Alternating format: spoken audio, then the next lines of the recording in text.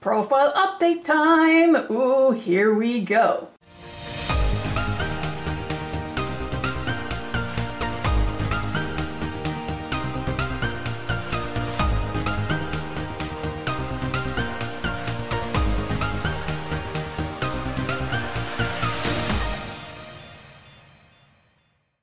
It's the deck that keeps on giving. Yes, we're going to do an updated deck profile of the infamous Banish deck.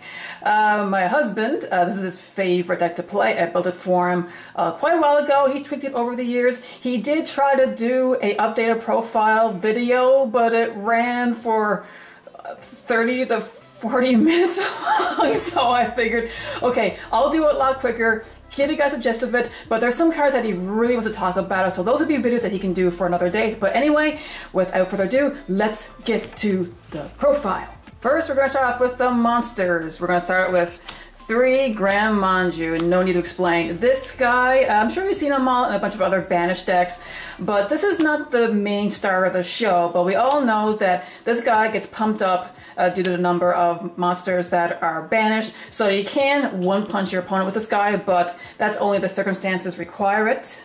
Hand traps. Okay, so we have 3 draw and lock birds.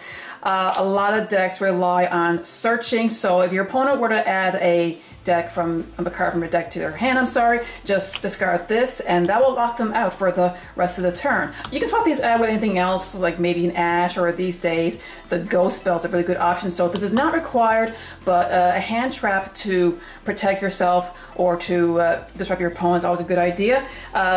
Dimension Shifter 3, you can get away with 2.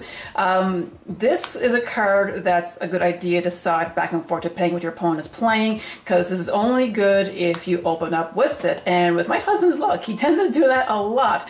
So yes, you just discard this card and basically your opponent must banish any card that would go to the grave. So comboing off is going to be very difficult. Now, 3 Battle Fader. Yeah, I mean, it works as a hand trap. Anytime your opponent were to attack you directly, just discard this and it ends our battle phase. But if you see my other previous profiles, it has attack, 0 attack.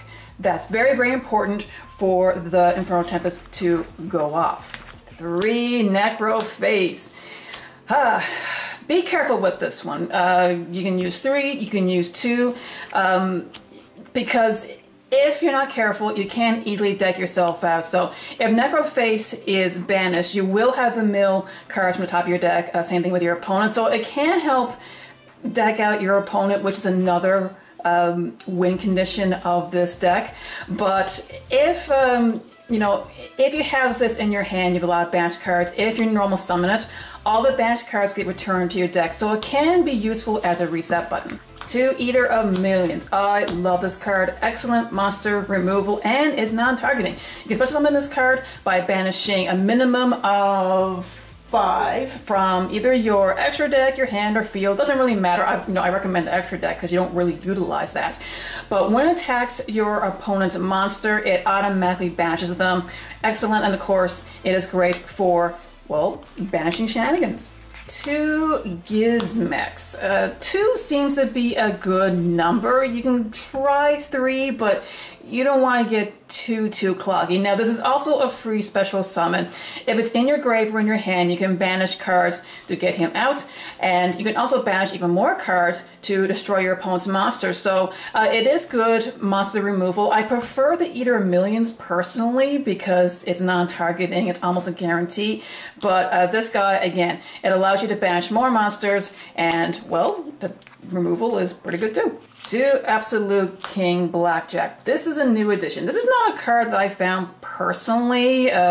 My husband found it, or at least it was recommended to him, and I agree with the idea. It's very nifty. Well, for one, it's a 0 attack, so it is important to trigger off the Infernal Tempest. Now, I'm going to have to read this because I'm not too familiar with the card myself, but it is a level 1 monster. Now, basically, during your opponent's turns, a quick effect, you can banish this card from the graveyard. So, yes, you can normal summon this guy, link off, and you can use the banishing effect. And you can activate the top card from your deck, and as a normal trap, you can, set it to your field. Otherwise, it has to go to the grave, so you're taking a bit of a chance there. Now, the set card can be activated during this turn, so it's kind of like a trap trick effect, you know, in that respect. Now, this card's sent to the graveyard. You can look at the top 3 cards from your deck and place them in any order. So yes, it does help you dig deeper into the deck and place on top the card you want the most for your next turn. All right, we have Kaijus. We're going to do 2 Jizuku, if that's how you pronounce it, 2 Dogoran. Play around with these. The important thing is they need to have 3,000 or slightly more attack. That is extremely important for the Inferno Tempest move.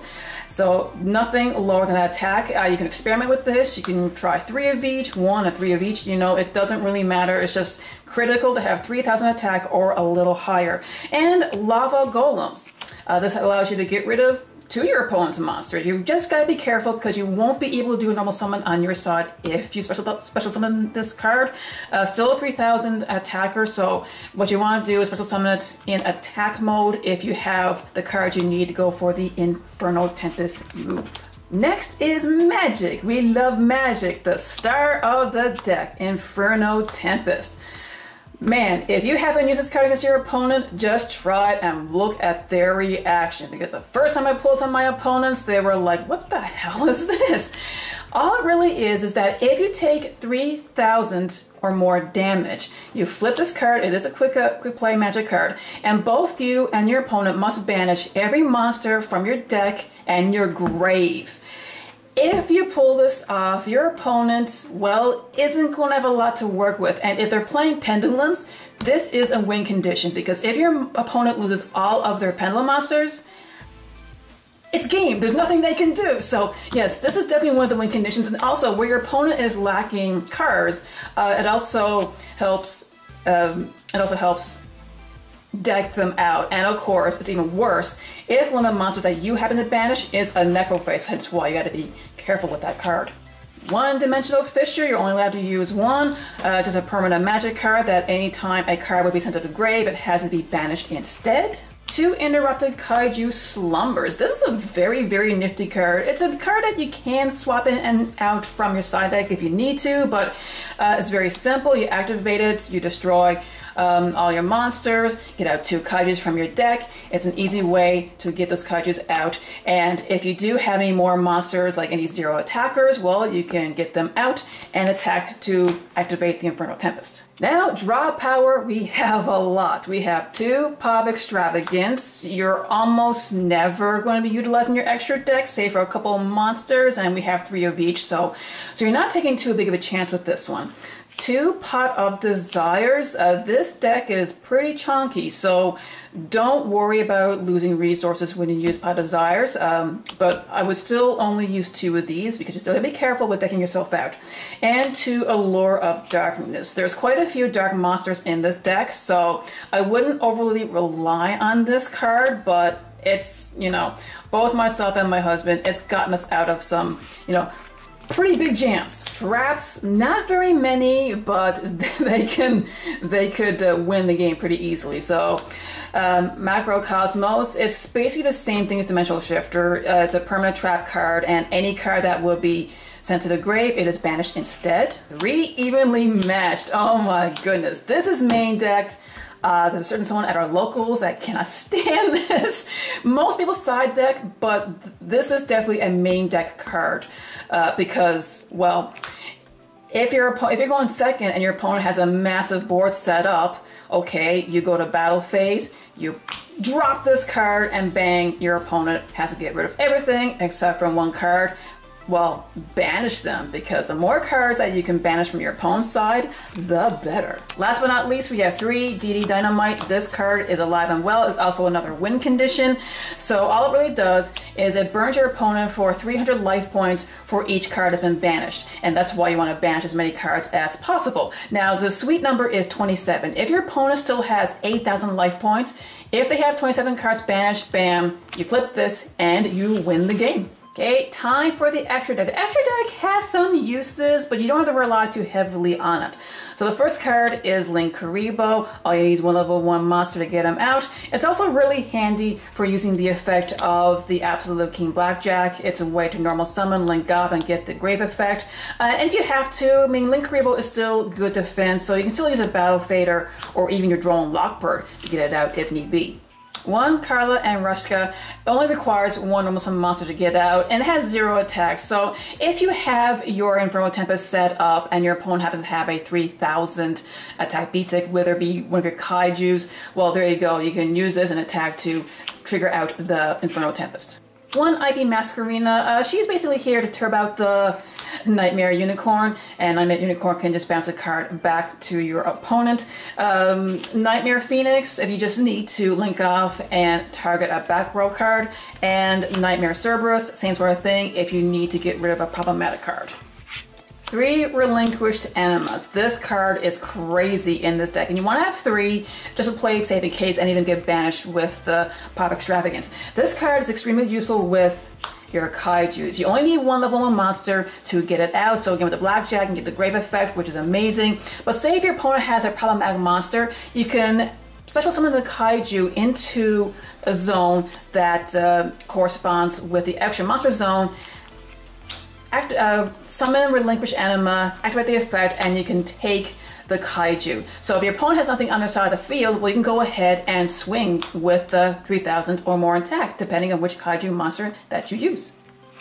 2 Elder Antonina Tis. This is actually a really useful card, but primarily if you're going against anyone playing Dogmatica. If your opponent were to use Dogmatica Maximus's effect, what it does is that both of you must look at your extra deck and send 2 cards to the grave. So yes, we all know what Tis does. Once it's the graveyard, it allows you to pop 2 cards. So yeah, I bet your opponent won't see that coming. And the rest are basically super poly targets. Super Polymerization is not a card you'll really main deck, but you want to have it in your extra deck. So the Eldritch of the Mad Golden Lord, this one's here because it only requires a Eldritch monster, and of course, given the metagame, you might play against an opponent that's using it. Starving Venom Fusion, it just requires 2 dark monsters. I mean, you have dark monsters, but a lot of the most powerful decks out there also use dark monsters. The Predaplant, Drago Step, however you pronounce it. It just requires a fusion monster plus 1 dark monster. That's pretty easy. And the Mudragon of the Swamp just requires 2 monsters of the same attribute but different type. So yeah. So yes, you want to use Super Poly, gets rid of your opponent's monsters, get these guys out, and you may be able to swing for game. And that, my dragons, is the updated Banish deck. What do you think? Are there any cards that I should probably add or remove? Let me know in the comment section below. And as always, remember to be a good sport, play the game, not the fame. Bye!